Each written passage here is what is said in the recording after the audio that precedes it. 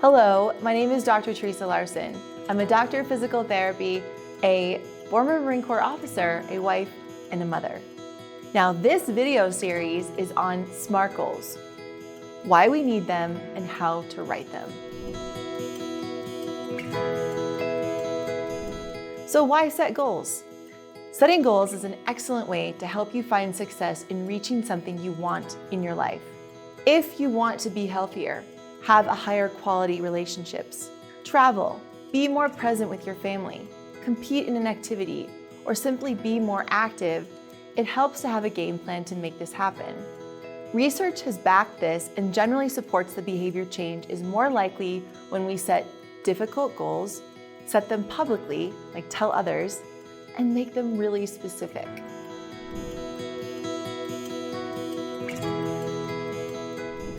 How to know if you're ready for goal setting.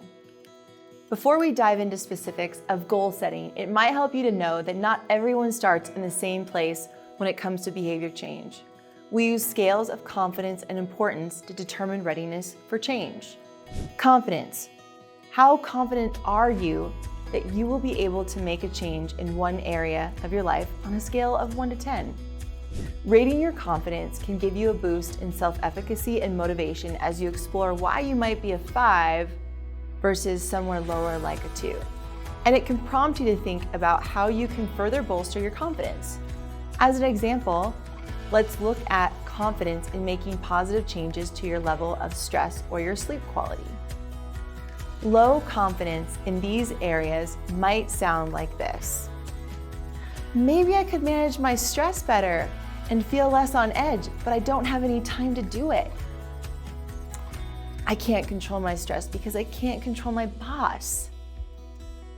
My kids wake me up early, so I can't sleep in any later.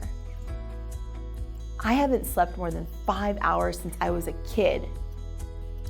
Higher confidence in these areas might sound like this. I know I have 5 minutes each morning or in the car before I leave for work where I can get in a quick meditation. I can put the kids to bed an extra half hour early to get myself to bed earlier. I've been able to create new routines before, so I can probably make changes again if I need to. So now let's look at importance. How important do you think it is to make a change for yourself in a specific area on a scale of 1 to 10? Taking an honest look at how you're evaluating your need for change can be clarifying because it can show you your values and a possible disconnect between your values and your time priorities. Let's look again at managing sleep and stress for an example. Low importance might look like this. I feel okay. I don't need to change my stress level. I need to take care of my kids first. Then I can take care of myself later. I think I've been doing just fine on 5 hours of sleep. Why change it?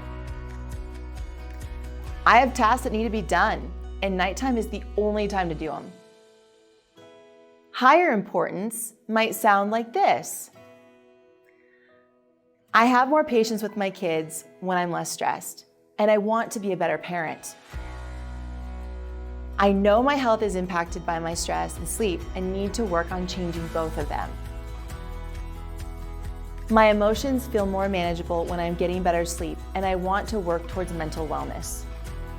Once we have a better idea of where we are starting with respect to the importance of and/or confidence in making a change, we can start writing goals that are aligned with our MAP, mission, aspiration, and purpose. There may be some preparatory work here as we seek out information to increase the importance of certain changes, like the benefits of sleep, or increasing our confidence in our ability to make a change, looking at our daily activities through a different lens.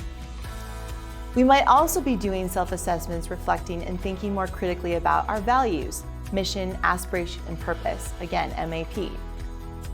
However, once it's time for you to write goals, write SMART ones. What are SMART goals? Good question. I'm going to answer that for you right now. This is where SMART goals come into play. The acronym SMART, S-M-A-R-T, includes 5 components of writing a goal to help us create an action plan and increase our likelihood of success. SMART goals are, the S stands for specific. They detail exactly what we want to achieve. M is measurable. They are set up in a way that we know if we are on track or not. A is action-oriented. They include specific steps we can take to reach our goal. Realistic, they take into account our current motivation, resources, and environment. And T means time-based. They have a reasonable endpoint. The key is to follow this plan and reevaluate at various times. And here's some statistics. It takes 21 days to start building a habit, and an average of 66 days to make that habit automatic.